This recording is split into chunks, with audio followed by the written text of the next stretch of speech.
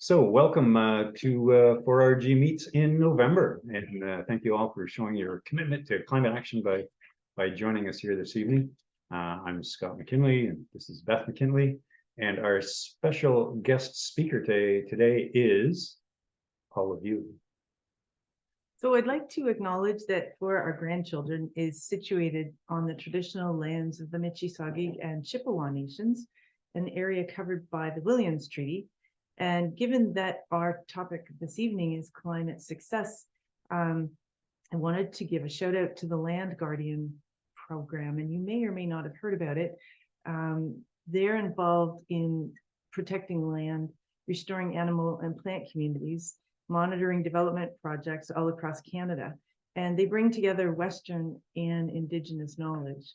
And in the last 5 years, they've grown to 160 programs across Canada and are supported by $200 million in federal commitments. So that is a real success story. I'm going to put links in the chat to their website. And also, Drew Monkman wrote an article about them a couple of years ago. So I'll pop that in the chat too, if you'd like to learn more about them. I don't think there is anybody new, but if anybody is new, 4RG Meets is just one component of For Our Grandchildren, which is a climate action group based in the Nobujewinong, Peterborough area. And our mission is to engage and mobilize people to take effective action in response to the climate crisis. And we have several active committees, and we've got a Facebook page, Facebook group, Instagram, and please check out our website for more information and for previous 4RG Meets and previous activities that we've been involved in. So tonight's presentation is climate success. And the inspiration came from an email that one of our members sent me a few months ago. And she sent me a list of a whole variety of climate actions that she and her partner have adopted bit by bit over the last few years. And I found myself thinking, there's so many people, so many of you doing so many things, and we don't always hear about it.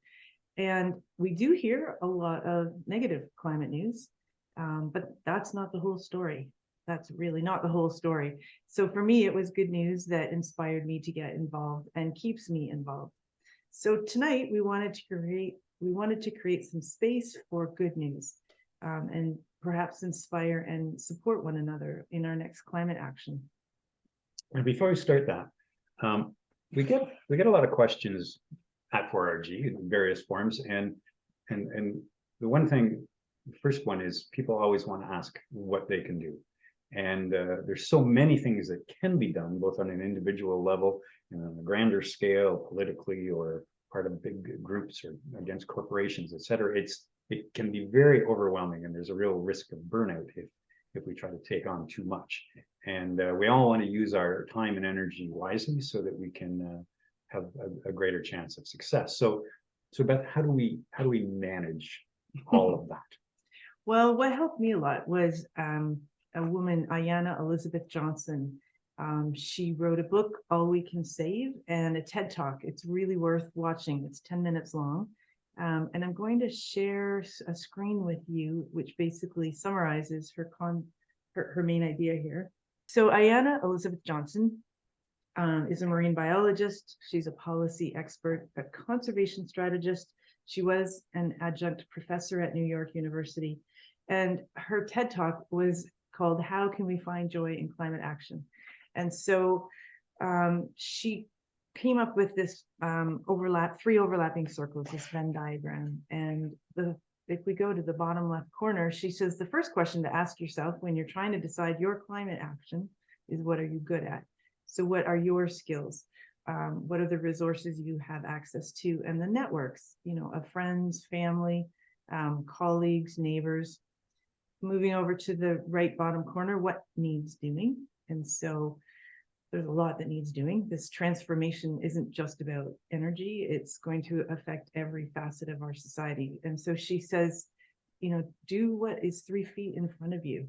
Climate and justice solutions. There's a lot of them that need everyone on board doing whatever we can do in big and small ways. And then her last question, which I really love, which I don't see a lot of people talking about, is what brings you joy? And for me, that's really important, because I'm going to do things I like doing. I'm going to put more time and energy in the things that I want to do, and I think I'm more likely to be successful. And so I wanted to share an example of how these 3 questions came together in a really interesting way for some comedians. You may have heard of comedians in the UK and in the United States starting to talk about climate. And there's a group, a project in the UK where they have these comedians sit down with scientists, and they ask the scientist a question, and they answer in a very scientisty sort of way. And the comedian translates the answer into, well, the language of comedians, which means not be suitable for your grant, but they're definitely funny and successful. Audiences, are asked afterwards about the impact, and they're saying, number one, it helps them overcome some of that gloom and doom that they feel about the environment, climate. They understand the issues better, not just the audience, but the comedians as well. And more people are getting involved in climate action. So that sounds pretty good. It's a pretty simple way of focusing it down to something you can handle. Now, one of the other questions that we have come up a lot are about our individual efforts. Do our individual efforts really have any effect? And will they make a difference? Like if you and I decide to become vegetarians, is that going to make a difference in the world? Is that a climate success? Yeah, it's such an interesting point, and there's a lot of conversation about this. I'm sure you folks have something to say about this as well. For a long time, we focused on our carbon footprint. And I never thought that banks and fossil fuel companies and how they were contributing to this. And then I learned that this carbon footprint calculator, which if you've seen it, it's a tool that you can use to make decisions and see how much carbon your choices are producing. I learned that this was actually introduced by BP, a fossil fuel company. And what it ended up doing was distracting a lot of people from the role of banks and fossil fuel companies and governments. And it's been criticized because it made people think that we could solve the problem with our individual actions, that would be enough. And so we are going to be coming back to this concept in future meetings and talk about some of the things that are happening, but there's a lot of benefits of individual action. So I'll just go through a quick list of these. And the first one is they give us a sense of control in a situation where we can easily feel powerless. So they're a way for us to be part of climate solutions. So empowerment sounds like a climate success. And this can help us deal with eco grief and eco anxiety. Less anxiety is definitely climate success. And when I bring a climate lens to my personal decision, it just feels like the right thing to do. And I might not get any external validation for my efforts, but I know I'm trying to do my best to balance all the factors and live in alignment with my values. And doing the right thing sounds like the right thing to do as a climate success. However, one other factor that I think is really helpful to me is to remember that we live in a carbon-based system and we can't be a carbon sink. And so it's really hard to make changes to reduce our impact. It can be very costly, inconvenient. Often there's no easy alternatives. So anytime we adopt climate friendly habits, it's climate success. That's a climate success. Finally, another big factor is that our individual actions can influence others. So they broadcast our concern and our belief that what we do matters, that we can reduce the worst impacts of the climate catastrophe, and that can inspire other people to action. So it's kind of like a climate success pyramid scheme. Cool. So individual action, they're finding, also can result in more government action. Governments, as we know, they have their hands on the biggest power. We need more people demanding more climate-friendly policies. And people, it's been shown, who are taking those individual actions are more likely to vote, to call a politician, to write a letter, to demand change. So maybe individual action is the gateway drug to political action. Well, on climate success. Oh dear.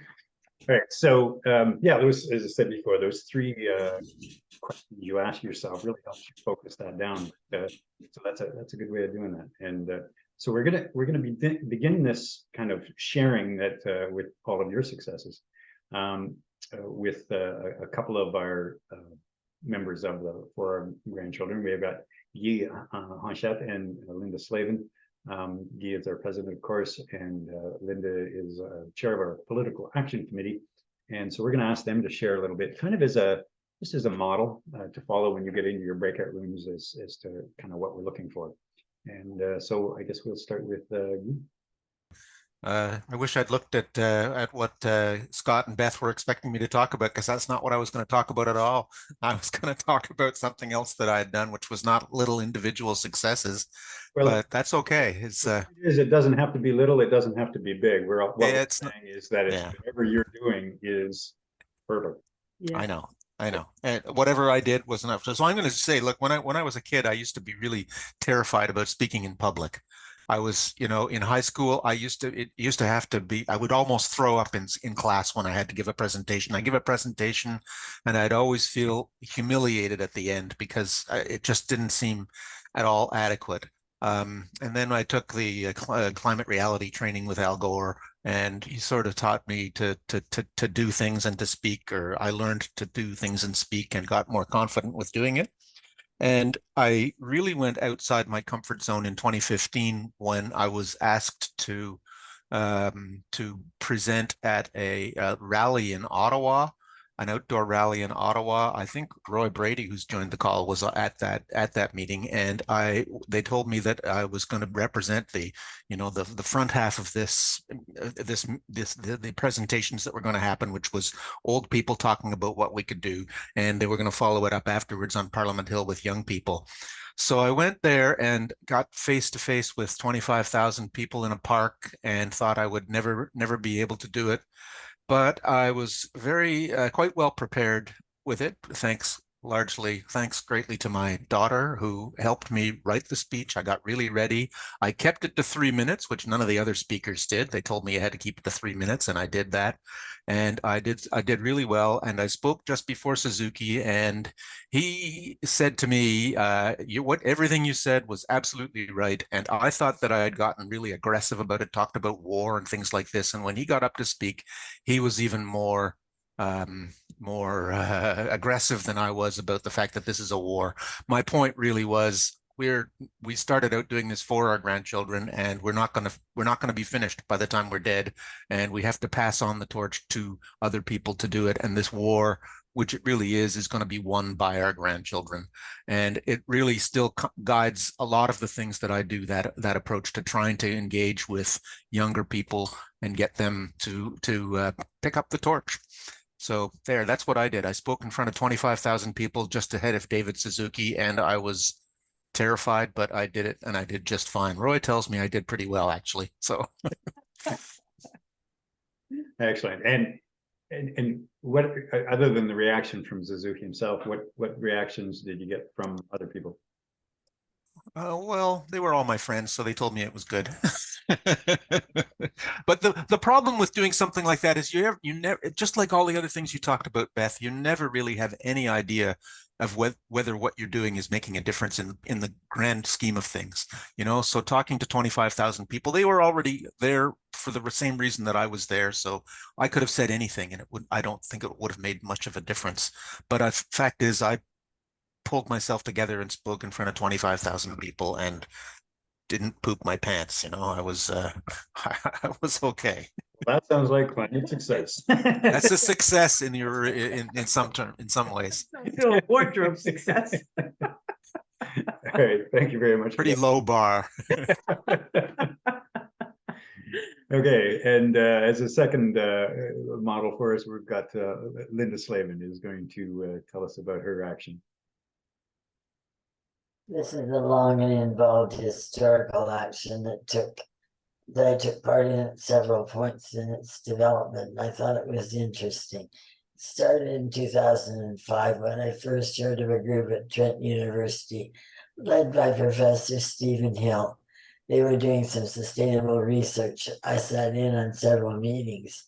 It became obvious that a wider community presence was necessary if we were ever to make changes. So I decided to run in the 2006 mayoral race in Peterborough City. I did not expect to win, but I felt that sustainability needed more attention. I was the only candidate of 7 to bring up this issue in public debates. After Pile I won, and I came second, by the way, I was part of the small group that had been meeting on sustainability that decided to go to the city for some basic funding. By this time, we were involving more community members, friends, and contacts, and meeting at 7:30 in the morning at a local restaurant for breakfast. It was the one time I didn't have to worry about other meetings interfering with that time. We got in touch with Ken Doherty, progressive head of the cultural and social departments of the city. He was interested and began developing relationships and interest at City Hall and the county as well. It was very useful when it came to funding because they contributed money starting about 2010. In 2011, we got funding from FCM, the Federation of Canadian Municipalities, and others, which allowed us to hire a consultant to begin what would become the Sustainable Peterborough Plan. The plan saw us contact community in a variety of ways, based on 11 priorities, and develop action plans based on different sectors. Further funding was received when we decided to develop an action plan for the climate. That study included a baseline report of sources of greenhouse gases in the township, the city, local First Nations, Curve Lake, and Hiawatha. It was also the starting point for the goal of reducing greenhouse gases by about 30% by 2030, the federal standard of the day. Separate plans were developed by the city, all of the county townships, and the 2 First Nations in 2016. Many of these municipalities have made substantial progress in their action plans, while others have not moved much further. How did we achieve these plans? First of all, it was a group effort, ever-changing and interesting, that made this happen. Secondly, it was diverse groups from diverse organizations involving private and public institutions, genuine multi-sectoral groups that worked on both plans. Pardon me, these groups sat at the organizing table as well. That was key to acceptance by the council and the wider public. Thirdly, we organized a variety of outreach activities that appealed to different public institutions. I co-chaired that group for several years with Ken Doherty. But how do we measure success for today? The city has declared a climate emergency with stronger greenhouse gas targets, although it has fallen short of its potential. The latest CO2 reports were far bigger than agreed to by the municipalities when they approved the original plan. So when I started learning about sustainability, I had no idea where it was going to go. You have to start where you're at. And I did. So thank you very much for this opportunity. That's amazing. Yeah, I understand why you're in charge of the political action committee. You know that area quite well. That's super. And I love how your choice to run for the mayor, that was one choice and it just blossomed into all of these other impacts. It's fabulous. Awesome. When we go to the breakout rooms, you're going to be assigned randomly. You're going to basically do 2 things. We brought it down to briefly describe the successful climate action, and then describe the impact of that action, including any influence it might have had on other people or other organizations, etc. And then when we come back, we're going to ask for like mini little versions of what you talked about. So I think we've got everybody back from the rooms. Now, what we're going to do next is kind of do a little summary, if you will. And so the idea is that Beth's going to kind of go one group at a time, and anybody in that group that wants to share, they can share their own story again, or they can share someone else's that they heard in their breakout room. like Scott naturalized his garden. There you And go. Like that, and what stood out for me was that the fireflies all came back. right? Nice. So just like a couple of sentences to describe it and to say what stood out for you. So we'll start with room number 1, Rosemary. We were 4 women and just getting to know each other. And I made a political stump speech about the most effective you can do for the green agenda is join a party. I pointed out that only 3% of Canadians belong to any political party. Therefore, they're giving up their power as citizens. Good point. Yeah, absolutely. So do you think then, Rosemary, that joining the Conservatives so I can vote against Pierre Poilievre, it's a little more than that, is what I'm hearing from you.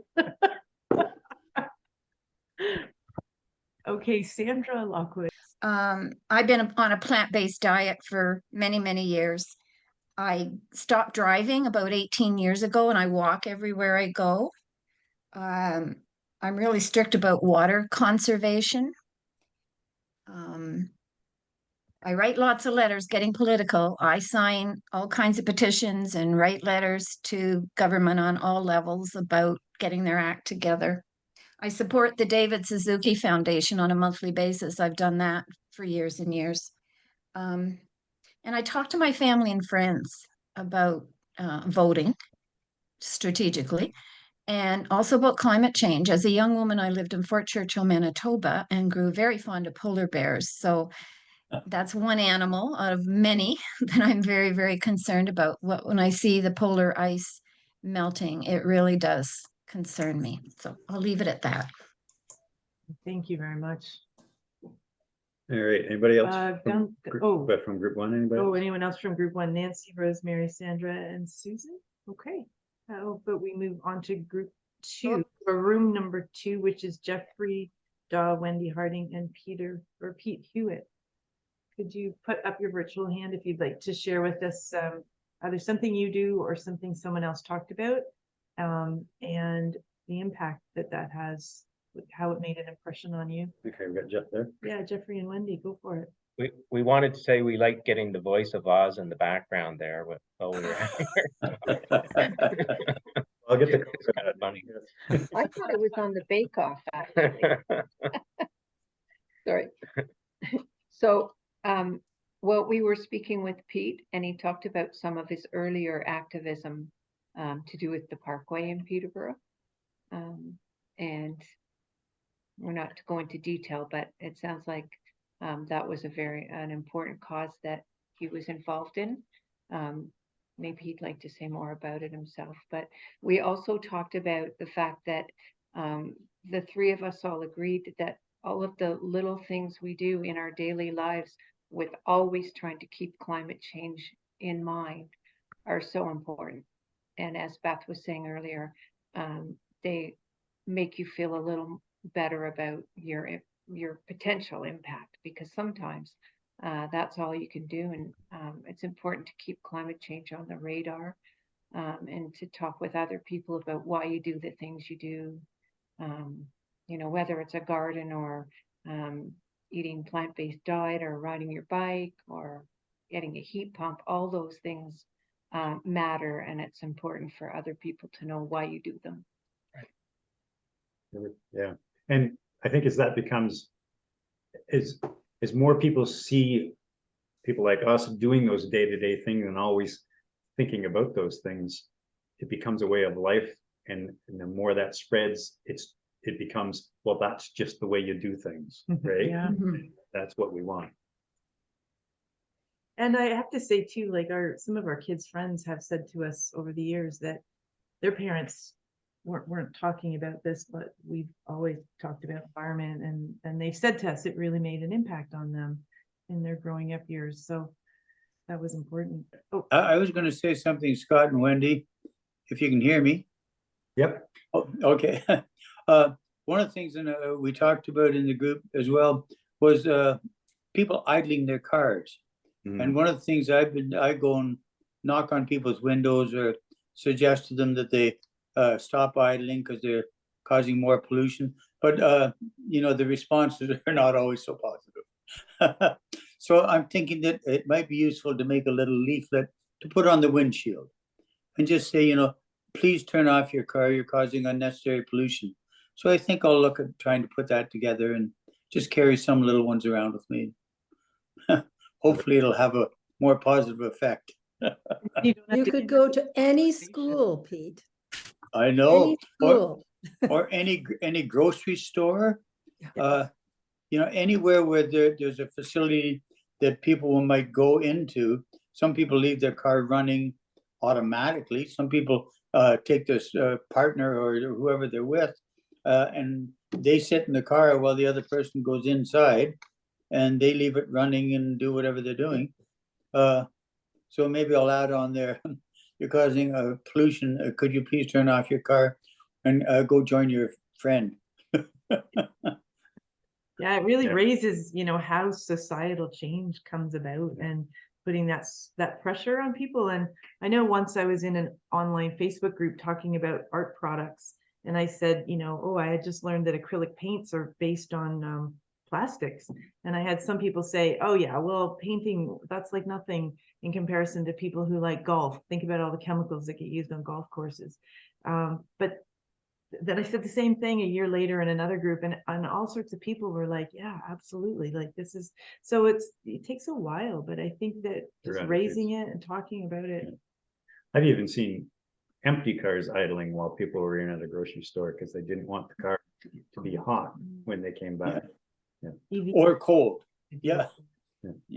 Okay, so Gunther, I see your hand up, and room 3 was also Mark Bullock and Don Coppin.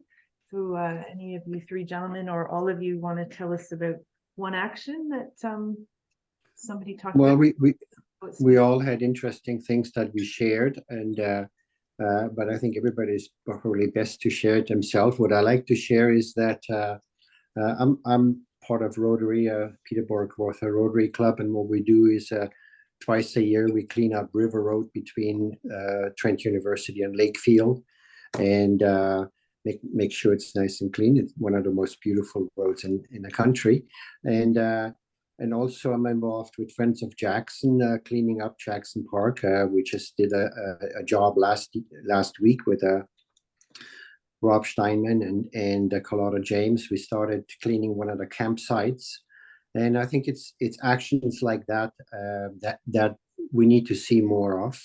I like to see more of people being just picking up a bag and doing it and not walking by it. It's people's involvement and caring about it, just like turning off the car. People need to care about, and there's some link missing. Why are people not getting that? Yeah. And do you see people reacting to you while you're picking up the trash?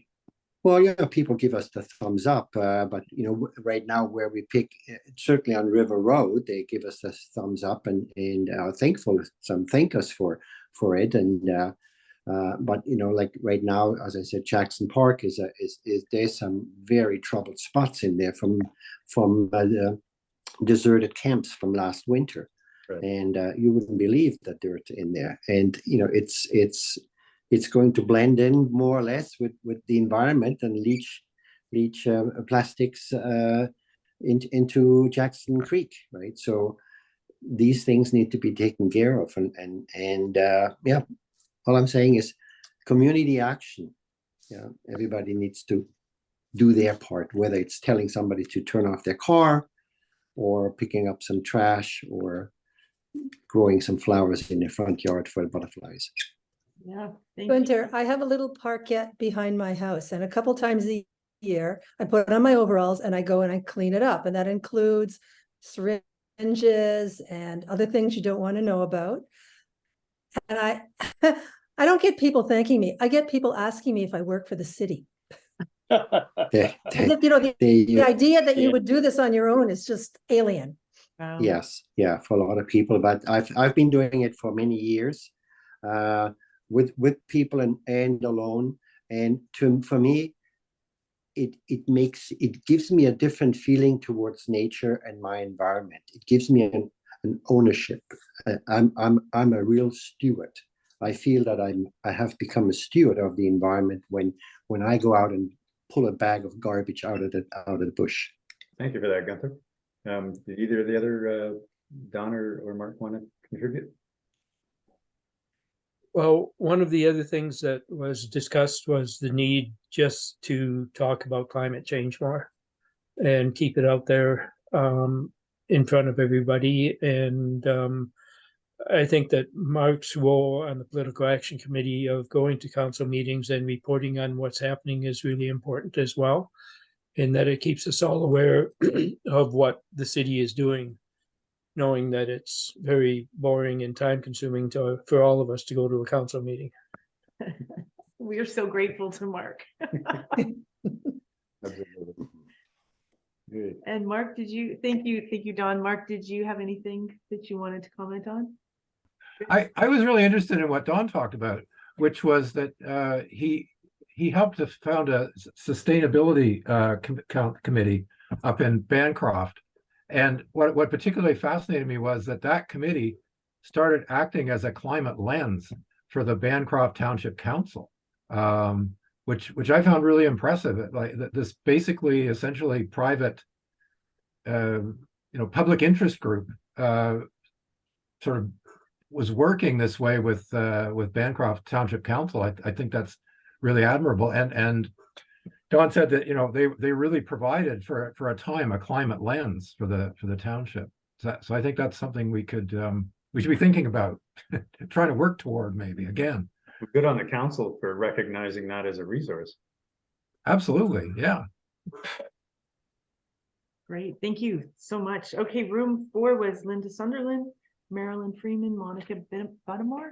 Sorry, I hope I said your name right. I'll start. I really liked, Linda told a story about, I think it was your granddaughter? Was your granddaughter, right?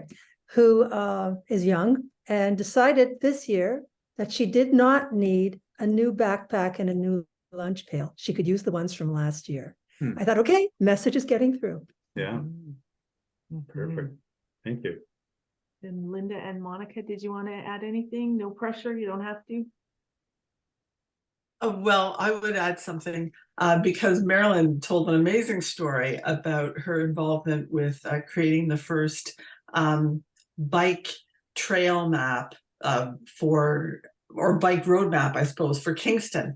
And now has been involved with the Bethune Street bike trail here. So she's devoted a lot of her energies to making biking safer and more accessible for people. So thank you, Marilyn. I wanted to point out what Jillian had to say. And Rosemary, I think you should check with the people in this room here to find out how many are members of political parties. Jillian is on the executive of the Green Party in Peterborough, so the Green Party of the Green Party of Ontario. I think you would find that your 3% would be quite a bit higher in this group of people. Maybe not in the party that you support, but we're all members of, probably many of us are members of some party. Or have been members of many parties in order to vote for the leaders or the candidates. Yeah. That's a really good suggestion, Geese. Can I just have a showing of hands? I mean, how many people here are members of a political party, if you don't mind saying? So 1, 2, 3. Well, that's pretty impressive, actually. That's at least that looks like 80% to me without actually counting it. That's yeah, that's impressive. Thanks, everybody. That's a real commitment. Anyway, I was also wanted to point out that Jillian said there, you're going to talk for yourself, Jillian, please. Oh, really, all I wanted to say is I just wanted to thank you guys for letting me come. It's nice to talk to other people who, have the same interests. And I've met some people tonight. That's a real plus because I don't get to meet very many in the Green Party. And and I'm working on that. And I would also like to invite you all to our speaking session that we're having on November 30th. And I can give you more details if you want it.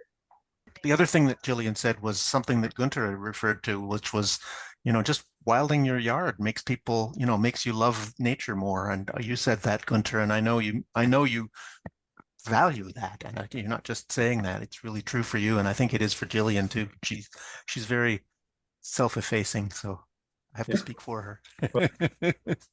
Wilding the yard is that those parts that are wilded, you don't waste gasoline cutting the grass there. All right, does anybody else wanted to say anything else? Yeah, Al.